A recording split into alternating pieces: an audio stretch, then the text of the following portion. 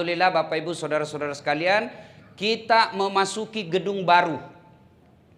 Terutama pegawai BRI. Nah sekarang bagaimana cara menyikapinya? Kan ada itu pemberian Allah, kita tidak mau, tapi nak kasih ki. Apa itu? COVID-19. Bagus nama-nama pamalah-malah. Ya toh? Tidak ada orang mau kena COVID. Tidak ada orang mau kena ini. Seperti sekarang ini wabah. Tapi Allah kasih. Itu disebut musibah. Tidak ada orang mau bangkrut. Allah kasih. Musibah. Tidak ada orang mau di PHK. Musibah. Tidak ada orang mau cerai. Musibah. Allah kasih. Musibah namanya. Bagaimana cara menyikapi musibah? Alladzi isa asabatum musibah qalu inna lillahi wa inna ilaihi raji'un. Itu saja. Inna lillahi wa inna ilaihi raji'un. Tiba-tiba meninggal suami. Ya Allah, kenapa suamiku dulu meninggal ya Allah? Kenapa bukan tetanggaku dulu? Anda boleh bilang begitu. Meninggal, ucapan hanya satu. Inna lillahi wa inna ilaihi raji'un. Nah itu. Yang kedua, ada pemberian Allah. Memang kita mau. Saya mau punya mobil. Allah kabulkan. Taufik namanya. Ya, kita mau punya gedung baru, berwibawa, nyaman bekerjanya.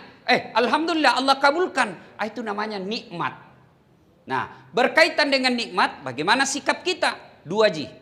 Pertama, bertasyakur. Apa itu bertasyakur? Dengan mengucapkan hamdalah. Alhamdulillahi rabbil alamin. Itu masuk gedung baru. Alhamdulillahi rabbil alamin. Cuma ucapkan secara fasih dan ikhlas serta kasih dengar sedikit telinga. Kan biasa orang ucapkan hamdalah tidak jelas. Masuk tawa gedung baru. Alhamdulillah. Apa itu artinya? Tahu anak istri baru. Alhamdulillah. Apa itu artinya bos? Pada cengi cikali.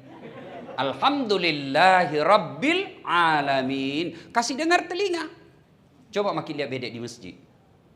Sama-sama subhanallah dibaca. Sama-sama 33. Sama-sama mulainya. Saya biasa baru 11, dia sampai 33. Karena bilang saja 19. Dula. Apa itu dula? Pada cengi bos. Yang bagus cara pengucapannya. Alhamdulillahi rabbil alamin. Segala puji bagi Allah, seru sekalian alam. 1. Mengucapkan hamdalah. Yang kedua, sujud syukur. Begitu masuk, pegawai tidak ada kelirunya. Selesai nanti acara, sebelum pulang ke rumah, ayo selesai tarawih, sujud bareng-bareng. Namanya sujud syukur. Ya, alhamdulillahirabbil alamin, sujud syukur. Yang kedua setelah bertasyakur, apa itu? Bertafakkur. Apa itu tafakkur? Bahasa di kantor evaluasi. Menghitung-hitung diri. Apa yang kita hitung-hitung? 1. Seberapa nikmat yang Allah berikan kepada kita. Langsung kita bilang berapa tong kodong saya pakai nikmat. Nak kini kodong belum definitif. Masih pegawai kontrak jika kasihan. Syukur. Bapak masih dikontrak. Berapa orang putus kontrak? Putus kontrak sama minggu depan Ustaz. Bersyukur alhamdulillah masih hidup. Coba, berapa banyak orang tidak bisa bersyukur karena yang selalu dianggap nikmat hanya duit. Maka kalau duit saja itu nikmat, tabungan saja itu nikmat, maka hanya Pak Idris yang kaya di sini. Pasti nih, buka Mirgenina paling kaya di sini. Coba. Tapi kalau nikmat itu adalah kesehatan, bisa jadi kita lebih kaya dari Pak Idris. Kalau nikmat itu adalah kenikmatan, waktu luang, maka semua kita kaya. Ada orang banyak duitnya, tapi tidak bisa lagi kemana-mana. Kenapa? Sakit, stroke. Apa? Memang 12 miliar tabungannya. Tapi dilarang makan nasi. Apa? Apa enaknya 12 miliar dilarang makan nasi? Dilarang makan daging. Dilarang makan ikan. Dilarang makan yang pedis. Dilarang makan yang asin. Dilarang makan yang manis. Apa aja bisa namakan? Ubi rebus. Pacetong. Jalan nih keluar dari mobilnya begini jalannya. Miskin mako. Coba, maka kaya kita. Coba bayangkan. Kalau kekayaan itu fi ahsani takwim, ini badanmu yang sangat sempurna, maka kita semua kaya.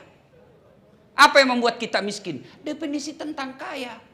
Yang kita anggap kaya itu banyak duitnya. Maka miskin makin karena tidak ada duit. Coba kalau kita anggap nikmat itu mata yang sehat. Bu, halo. Oh bu, mau ku kasih handphone. iPhone 12. Pulsana 5 juta. Mau ki bu? Mau? Oke, tapi begitu ku kasih ki langsung ki tuli. Apa masih mau kok? Lamu apa itu handphone kalau tuli mah kok? Halo, masalah sih. Halo, bukan apa masalah telingamu galacak. Iya toh? Ibu, mau ku kasih HP yang kameranya 5. 5 kameranya bisa nak kasih mulus semua. Mau? Tapi begitu ku kasih ki langsung buta. Lah ya apa itu HP kamera kalau buta maki? Hebatnya lagi di matamu, dia bisa bedakan mana istri mana sekretaris. Ya toh Pak? Coba bayangkan repotnya kalau tidak bisa dibedakan mana ini masa sekretaris. Kenapa lele resah ini malam? Ternyata security. Itu nikmat semua bos. Tidak bisa diuangkan itu yang begitu. Maka kita insya Allah kaya. Nah sebagai pegawai BRI menempati gedung baru, maka cara bersyukurnya periksa. Hitung-hitung itu nikmat Allah kasih. Pegawai BRI. Bukan kaleng-kaleng itu BRI Pak. Bank terbesar di Indonesia. Satu-satunya bank yang punya satelit sendiri. Apa kok? Masih mau kok? Coba beda itu. Kalau kau pakai itu BRI, ID cardmu BRI. Tapi keluar kau, aku sengaja pasang Pak. Coba mengkau. Tapi coba pasang di situ dinas kebersihan. Cokoi bos, kasih masuk dulu. Itu nikmat dari Allah. Pegawai BR saja itu kita sudah syukur. Punya status sosial. Mana mau menandi casing. Mana ada kreditnya di sini. Itu SK belum bisa semua keluar sejak pertama dimasukkan kursus. Tapi Alhamdulillah. Maka cara bersyukurnya, bagaimana caranya? Bekerja dengan baik. Banyak orang mau jadi pegawai BRI, tapi Allah tidak kasih peluang. Tiap tahun orang daftar, Allah tidak kasih semuanya yang daftar lulus. Maka cara bersyukurnya, hamdalah, sujud syukur, yang berikutnya kau kerja dengan baik. Kenapa banyak orang tidak bisa bekerja dengan baik? Karena niat bekerjanya fulus. Karena bekerjanya cari muka sama Pak Kanwil. Maka kalau ada pinwilnya, ada kacapnya, bang sekali kerjanya, bang. CCTV lihat Pak. Maka kalau kau bekerja hanya cari muka sama pimpinan, demi Allah kau tidak akan dapat pahala akhirat.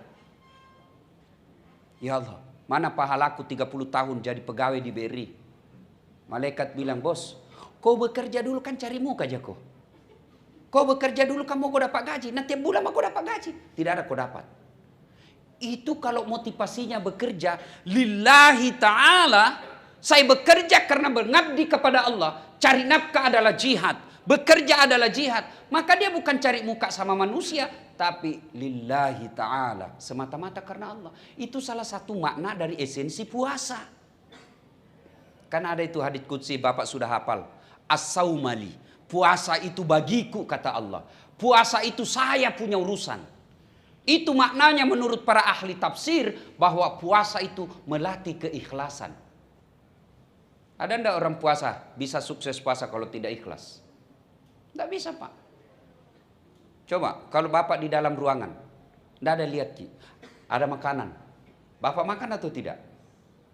Meskipun tidak ada lihat Ki, tidak dimakan toh. Kenapa? Bukan karena saya cari muka sama orang. Saya puasa karena Allah dan Allah maha melihat.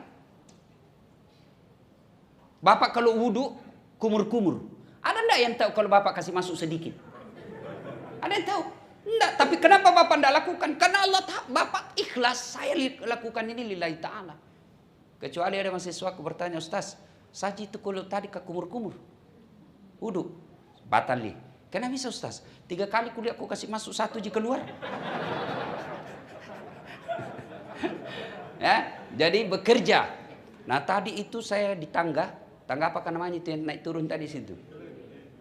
Kalau itu semua pegawai BRI terapkan Pak, aman ini kantor. Yang pertama integritas. Oh itu kalau bicara integritas Pak, ini makna puasa. Integritas itu ada di dalamnya kejujuran, amanah. Tahu itu amanah, saya kasih contoh saja. Bapak kalau terapkan sebagai pegawai BRI aman dunia akhirat Bapak dapat pahala. Umar bin Khattab nih lagi melayani, ngitung-ngitung duit kas negara, Baitul Mal. Tiba-tiba datang sahabat. Assalamualaikum ya Amirul Mukminin. Waalaikumsalam warahmatullahi wabarakatuh. Masuk. Tunggu dulu kata Umar. Ini kok ketemu sama saya, mau kau bicara sebagai Umar pribadi atau sebagai kepala negara? Nah bilang pribadi Ji. Oh kalau begitu tunggu pada. Saya matikan lampu nah matikan lampu bejana. Udah mati, diprotes sama tamunya. Ya Amirul Mukminin, kenapa dikasih mati? Gelap-gelap makin cerita. Dia bilang begini bos, tadi itu saya pakai lampu, saya lagi tugas. Saya lagi menghitung uang negara. Tugas Kak, tugas malam, lembur. Nah ini api, ini minyaknya pakai uang negara. Jadi wajar, saya lagi dinas. Sekarang kita tidak ada hubungan dengan negara. Pribadi kita cerita. Saya matikan ini. Karena kalau dipakai ini dosa. Kira-kira kalau begini semua pegawai BRI Pak. Tidak ada mobil dinas bawa undangan pengantin. Jangan kau ketawa bos. Serius kayak ini. Kau ketawa karena kau begitu semua toh. Maka kalau tanggal merah demi Allah. Kalau Bapak mau menjadi kerjanya dapat pahala, jangan pakai untuk mobil-mobil pribadi, mobil dinas untuk kepentingan pribadi, itu dosa.